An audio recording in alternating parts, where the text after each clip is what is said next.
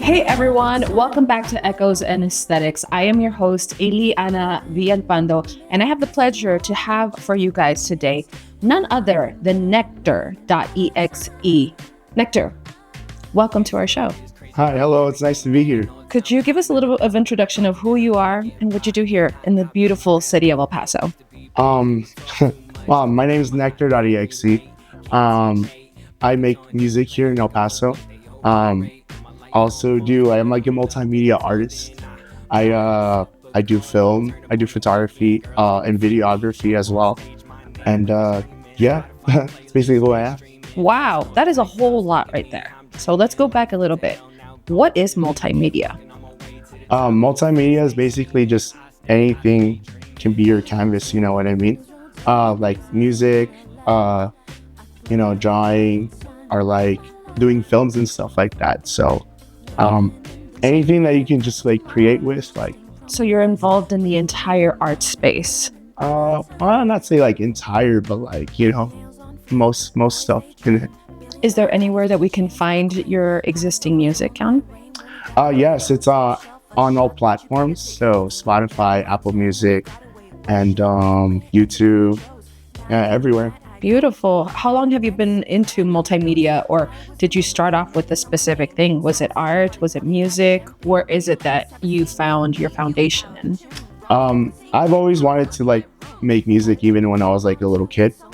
I've always I used to be like a rocker kid, so like I wanted to like be like in a band and everything, but like I never like found people who were like down to like do music and stuff like that. Yeah. So I don't know. So I put that to the side, and as I lived through life and everything, you learn to beat to your own drum, and you're just like, you know what? I'm just gonna go find me. Yeah, pretty much. Yeah. I get that. I just like meeting a bunch of people, and it led me to like getting like some like music programs like for like free and stuff. Like people would help me like hook it up. Yeah. Shout out Adrian.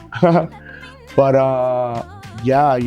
like once I got my hands on like that opportunities, I just started learning how to do music like on my own. Yeah. Like just searching it up online, like on YouTube and everything. So that's basically what I did. So what kind of music do you do? Are you more like the production side, or are you a singer as well? Yeah, so I like produce like most of my music. Okay. I self-produce and like engineered. So so you're a whole engineer as well. I would say too. I mean, like just learning from like YouTube and everything. Yeah. That is cool. Yeah. I've learned the best things from YouTube. So right. Let's not knock YouTube. University. Yeah. YouTube University is bomb. Like I learned to put down flooring because of YouTube. Yeah, exactly. So we can't knock it down. Now, as far as like the mediums and the spaces that you're connected to right now, is there a specific project that you're currently working on that you'd like people to know about? Yeah, actually, I've been like, as I grow as an artist, like, I've been working on like, I used to work like on EPs, singles, and it was only until like up till like last year, I released like a whole album, and it's called Beehive Radio. Beehive Radio. Yeah, that's out now. So awesome, Liz.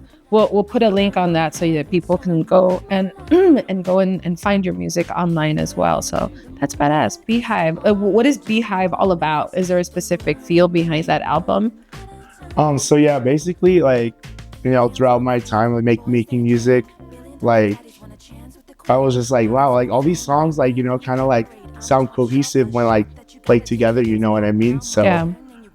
I was just thinking like like whenever like I drive, like I listen to like my own music, like just like analyze. Me too. So it's okay. Like typically I go into the studio, tell me if I'm wrong, like with you, but like I know me, like I go into the studio, I'll go in and record the song, I'll do some ad libs and do a lot of stacking on my songs. I love songs with like a lot of harmony into them, and obviously you want to have something that's distinct from anything else. But the weird part is every time I get my song back, I literally play it over and over, and I literally dissect every part of it.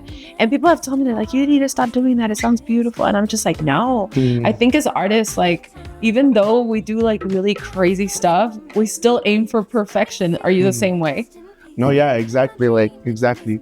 I'm like a super perfectionist or like whatever. So I'm just like, every single detail counts, you know what I mean? It does. So like I have like songs that have like 5 different mixes because I'm just like, I just want to get it right, you know what I mean? Yes. And yeah. I'm the exact same way. I am the exact same way. Now, when it comes to your music, who is the general public that you want to reach out to? Or is there a specific niche of public that you say, you know what, this is the people that should be listening to me? Or is it just open for everybody just to listen to?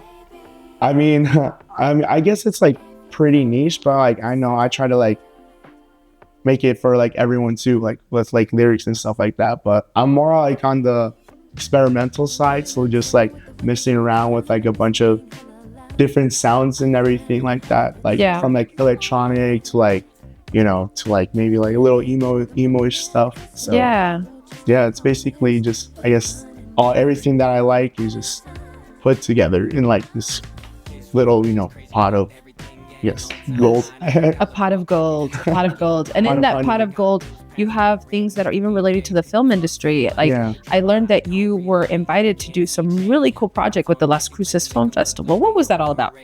Well, actually, like in the Las Cruces Film Festival, some of my work that I've done, like music videos, like in music videos for like other artists that I've shot for, was being like, they got selected to be like shown at the Las Cruces Film Festival. So it's pretty cool. And one of my music videos called Forbidden Fruit, it's actually like one of the like finalists like to get an award. Oh, what? So yeah, congratulations. So it's crazy because I like made that like almost like 3 years ago, you know, and it's like you just gotta let it cook, you know what I mean? Yes. So I guess like I want to say like, you know, when you drop something like when you drop it and like you see like the immediate, you know, like reaction that you want, you know, like maybe not all eyes are on you now, but like, you know, you just gotta just drop it. And you know, if you like, you know, keep going in the right path, you know, the right people will see your stuff. So that's like, I don't know how I feel about that, you know what I mean? Yeah, no, and it's truly important. Like I always tell people, I'm like, when it comes to music and arts, like don't limit yourself to what you think people are going to want, and just try for all of it. You never know who's, you know, keeping an eye out on you and who might want to have you, and just showcase your talents and your uniqueness to the world. You know, that's why you're here. Yes. Shout out Juliana.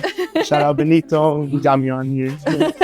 Now, a question, and then this has to go back as to your as an independent artist. What are the biggest challenges that you face? I know I face a few things when it comes to music. Partially, you know, like I don't have a studio, so I have to pay for a producer to help me produce music and engineer it and mix and master it and all that good stuff. So I know I have my issues, but what are things that you have that you're like, man, I wish I had someone that could help me out to do X, Y, and Z? Because maybe somebody might be looking at you right now and say, you know what, let's invest in this. No, gentleman. Yeah, like it's really hard to like, you know, do it on your own. That's how I started. You know, I used to do everything on my own. I would shoot my own music videos, just get my camera, just set it up on a tripod, and then boom, just do whatever. You know what I mean? So like I get it. I get it. Like being on your own and trying to do everything, it feels like a very impossible task, you know. But I mean, that's what you have, you know, friends for, you know what I mean? Yeah. Like, you know, finding people that you can trust with like your vision and everything like that. It's just, I don't know, I just feel like really blessed, you know, because I'm always like surrounded by like really good people all the time, and it just feels, you know, it just feels good. That's beautiful. So that being said, what are your biggest wins? What are things that you can say, you know, I'm the most proud of, that accolades that you've done within this past year or even the past few months? Like, what is it that you can say, you know what, I did that? Well, basically like the stuff in the Las Cruces Film Festival, you know what I mean? Like I mean, I haven't even won yet, but like still like even being like considered like, you know, like a finalist, that's like, I don't know, it speaks a lot about to me, you know? Yeah. Like even if I don't get an award or whatever, like, you know, I actually like, you know, done it, you know? Yes. And like people see it, like, I don't know, it's weird, like people just like come up to me and just like say like, oh man, like they believe in me, you know? It's cool. Like I always, anytime I see people doing things like the things that you're doing, I feel proud as an artist because like the way that I see it in this life, there are people out there that are not going towards their dreams because they're just like, well, I have this excuse or this particular problem. And it's like, they don't realize like we're still human, but we still decide to just go for it, you know? Yeah. And as humans, I'm just like, my job personally, I feel is just inspire others to go out there, but you kind of have to be a living testament of who you are and what you're doing, you know? And when you do, it's like, I feel like we set people free. Mm-hmm. I think we set people free of their own limitations, their own ideals of what they can and cannot do, you know? Exactly. Personally, myself, I'm in this platform right now, and I always thank God for all of these opportunities that are handed to me. But people think, oh, she's pretty, people just give her stuff. And it's like, no, I had to work hard to get to this point. I had to really work. I had to cry. I had to pray. Mm-hmm. And it's just like, people don't realize like it takes work. At the end of the day, everything just takes work. And if you put in the work, you know, that's when the blessings start to come in. And so what would you give to advice to people that are currently watching this? And what would you tell them, like, as far as their dreams? What would you say to people, or even to a child? What would you say to yourself? You know, we'll go back to that question. Don't answer that one okay yet. I'm like, well, actually. Okay, so let's go back and answer what would you say to somebody that is in your shoes that wants to be an artist? What would you tell them, like, what to do? I'd say just, you know, try to find a way like to like do most of the stuff like on your own first, you know what I mean? Yeah. Until you find people that you actually like really trust and like believe in, and like people who also believe in you too. But like, you know, at that first step, it's going to be hard, you know? It takes a community is key. You know what I mean? Yeah, exactly. And actually, you know, it's perfect time because people don't realize when we vibe as high as we have, like, because we get into music, like we tend to attract haters. What would you say about that? To the haters? To the haters. Can I cuss? No, you cannot. Okay. Let's say this in a nice way. No. Don't do it. But if you could say something, what would you say to them without curse words? I'm up. You know, it's funny. Like, I remember it's like the beginning stages of my life, I was always like, you know what, I'm gonna keep going and keep going no matter what people say. But there were times where I felt hurt, you know, and and the sad part is it's always like your closest friends, it's sometimes your own family, and you're just like, what did I do? You would think that they would, you know, want to help you and persevere, but it's always the strangers. It's always the strangers that help out the most. Yeah, no, exactly. It's so weird, you know, sometimes like you feel like the people who are most closest to you, like, will, you know, try to like support you in everything you can, but sometimes like your friends aren't your fans sometimes, you know what I mean? So yeah, I feel that. Yeah. So let's go back to that question I wanted to ask you then.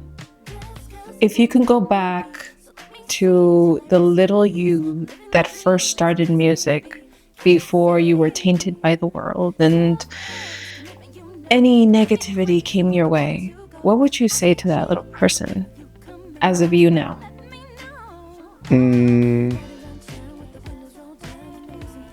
I would say, you know, just be patient, you know what I mean?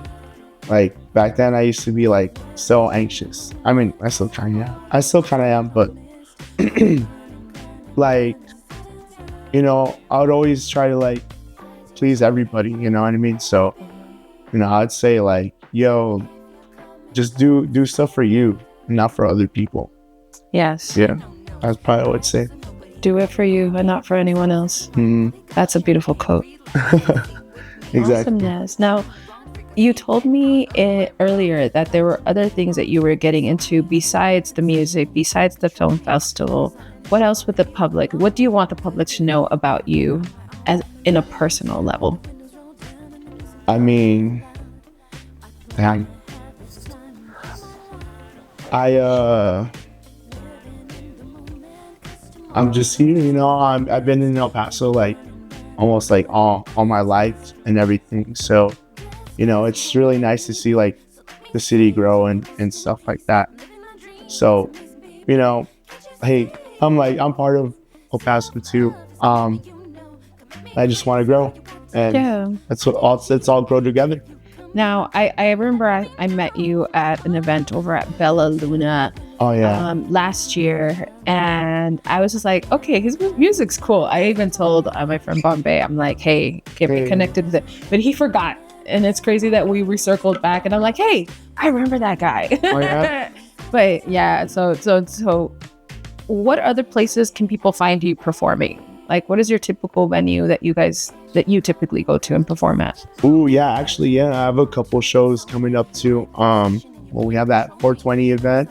Yeah, of course, at Headquarters, the 26th.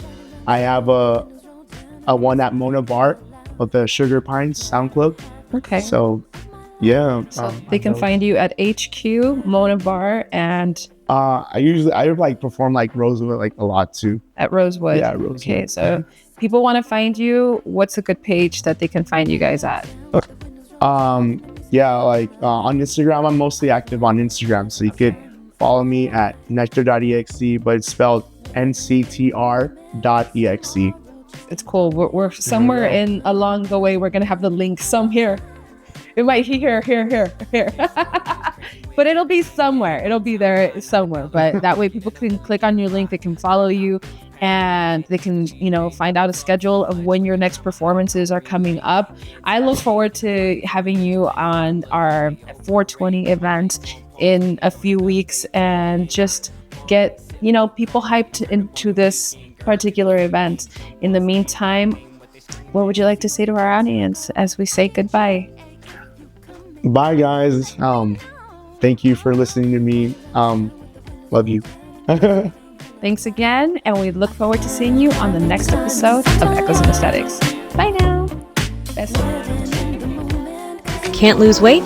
Don't worry anymore. Try the Medical Weight Loss Program by Dr. Monica Denning and reach your goals safely and effectively. Visit us at livelifebetterclinic.com. Call 915-545-1261. Your best version is waiting.